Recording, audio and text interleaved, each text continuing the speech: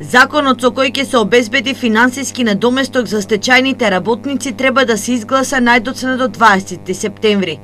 Доколку овој закон не се најде пред претениците до оваа дата, тогаш за судбината на над 3000 стечајци во државата ќе се решава по изборите. Во меѓувреме, бројот е во постојан пораст. До сега се запишани над 560 стечајци. Очекуваме оваа недела да ни се изгласи собранието нашиот предлог закон да дојде на дневен ред, така да мислиме дека секој биде во најдобар ред, докато 20 мора да се заврши. Ако остане после 20, значи ќе остане после изборите.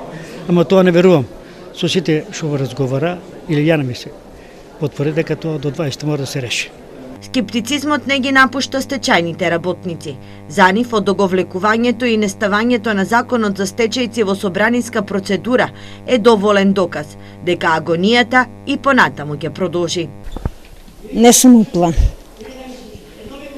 Не мислам ово, шом се така развлечува. Шом до сега не е тешка работа. Ако добие убаво, немаме плата, немаме ништо.